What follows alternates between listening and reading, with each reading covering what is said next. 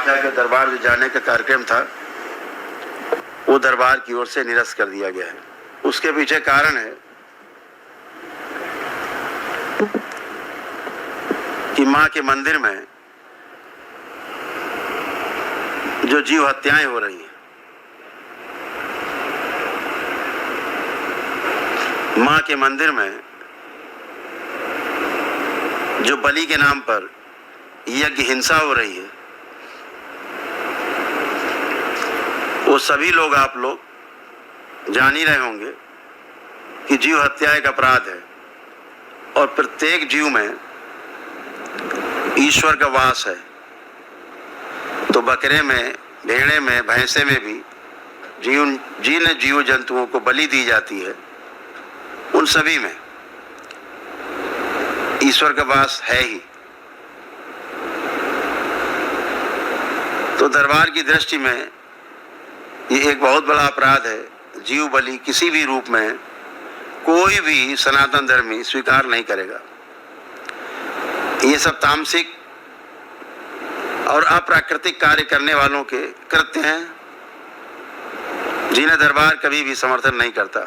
मां कामाख्या के दरबार ग्राम करौली में, कानपुर में स्थित है और मां पूरी तरह यहाँ पर स्थिर हैं, अपने पूर्ण स्वरूप में यहाँ पर विद्यमान है, जिनका अंश मां कामाख्या में विद्यमान है। माता को कतई पसंद नहीं कि किसी भी जीव की हत्या हो, कोई भी जीव की बलि यज्ञ में चढ़ाई जाए। तमाम ट्रांसलेशन गलत प्रकार से किए गए, संस्कृत के श्लोकों का गलत अर्थ निकाल करके अज का मतलब होता है बकरा संस्कृत में, लेकिन अज का अर्थ जो यज्ञ के संदर्भ में है, उसका अर्थ होता 3 वर्ष पुराना अन्न। वह अन्न जिसको खेत में डालने पर अब बीज से पौधा नहीं बनेगा, उससे अनाज उत्पन्न नहीं होगा, कमजोर हो गया है, उस अन्न से हम यज्ञ करें, उसे अज कहा गया। वो अज को बकरा समझ करके बकरे को खाने वाले लोग, मांस खाने वाले लोगों ने उसको यह कह के प्रचारित किया कि जीव हत्या हो सकती है, आज माने बकरे की बलि हो सकती है। फिर तमाम जीव जंतुओं की बलि होने लगी।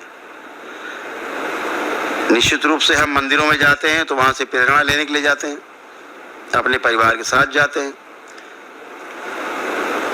कि हमें पवित्रता महसूस हो, हमें एक अच्छी दिशा मिले, हमको जीने की दिशा मिले, समाज में प्रेम से रहने की दिशा मिले, हम प्रेम से भरे हुए हों, हम अहिंसक हों, हम एक दूसरे के सहयोगी बने। लेकिन अगर जा करके मंदिर में यह दृश्य देखने को मिले कि सामने ही जीव हत्या हो रही है, जिसे माँ बिल्कुल पसंद नहीं करती, यह बलि दैत्यों को जाती है, दैत्यों के लिए ही बलि होती है, ये दैत्यों के काम है। ये माँ की प्रशंसा में या माँ को सुख पहुँचाने वाले या माँ को प्रसन्न करने वाला कृत्य बिल्कुल भी नहीं है। बिल्कुल यह कुकृत्य है और इसका दरबार बिल्कुल विरोध करता है और हिंदुस्तान के सभी सनातन धर्मी इसका विरोध करते हैं। मेरा मंदिर प्रशासन से, वहाँ के ट्रस्ट से, वहाँ के जो पंडे पुजारी हैं, खासतौर से उनसे, जो लोगों को प्रोत्साहित करते हैं बलि के लिए, ध्यान रखें भोग उनका भी तय होता है। बलि करवाने के लिए प्रोत्साहित करने, कृत, कारित, अनुमोदित 3 प्रकार से भोग तय होता है, ध्यान रखें। बलि के लिए प्रेरित करने वाला कि कर लो लाभ होगा, बलि करने वाला और उसका करवाने वाला भक्त, तीनों दोषी हैं और तीनों के कर्म भोग तय होते हैं और तीनों को बहुत बुरी तरह से इसके जो दुष्परिणाम हैं वह प्राप्त होते हैं और इसीलिए आप कभी भी स्वस्थ नहीं होते हैं। तो इन नकारात्मकता से बाहर रहना है। मेरा वहाँ आसाम की सरकार से, वहाँ के मुख्यमंत्री जी से भी कहना है कि कृपा करके इस यज्ञ हिंसा को रोकें। आपका भी वहाँ जाना होता है, आपने बहुत सुंदर कार्य किया है। पिछले वर्ष मैंने देखा तमाम मांस मदिरा पर आपने रोक लगाई थी पिछले वर्ष। बहुत विशाल मेला, इतना बड़ा मेला कभी भी नहीं हुआ माता कामाख्या के दरबार में जितना पिछले वर्ष हुआ था। जितनी प्रशंसा की जाए आसाम गवर्नमेंट की उतनी कम है। भक्तों के लिए आने जाने की, रहने की सुविधा, स्वास्थ्य की, सफाई की, भोजन की, भंडारे की सभी व्यवस्थाएं अति उत्तम रही। खासतौर से सफाई तो बहुत ही उत्तम रही, साफ सफाई। तो मेरा आपसे पूरी आग्रह है कि मंदिर प्रशासन द्वारा ये की जा रही यज्ञ हिंसा पे तत्काल रोक लगाएं। चूँकि आप भी दर्शन करने वहाँ जाते हैं तो कृपा करके इसको बिल्कुल समर्थन न करें।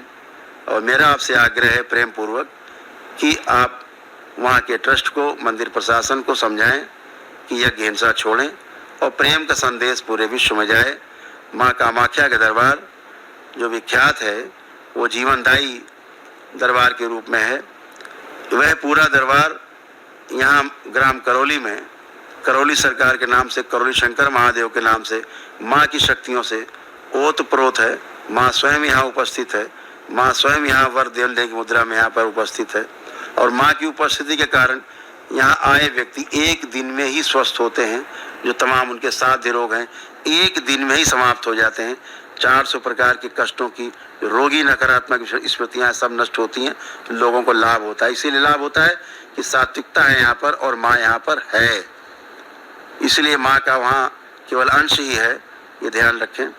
तो माँ को प्रसन्न रखने के लिए कि माँ का वो स्थान सुरक्षित रहे, सदा पवित्र रहे और माँ वहाँ प्रकाशित रहे उस नीलगिरी पर्वत पर, और पूरे विश्व को पूरे दिशा देती रहे माँ और पूरी सुरक्षा देती रहे। इसलिए यज्ञ बलि वहाँ पर रोकी जाए।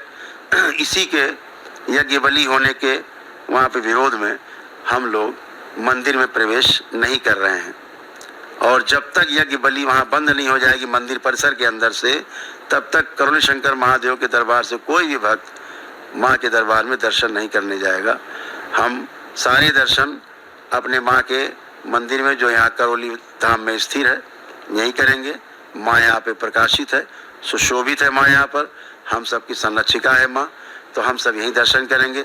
हम सारा उत्सव अपना यहीं करौली शंकर महादेव धाम में, ग्राम करौली कानपुर में ही मनाएंगे।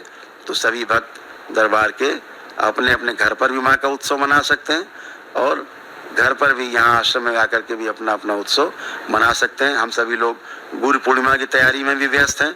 जो 3 जुलाई को गुरु पूर्णिमा है, जो प्रत्येक महीने यहाँ गुरु दीक्षा होती है, भव्य उत्सव बाबा और माँ के सम्मान में है, माता कामाख्या भगवान भोलेनाथ के सम्मान में है। तो गुरु पूर्णिमा को जो 3 तारीख को है उसमें आप सभी सादर आमंत्रित हैं।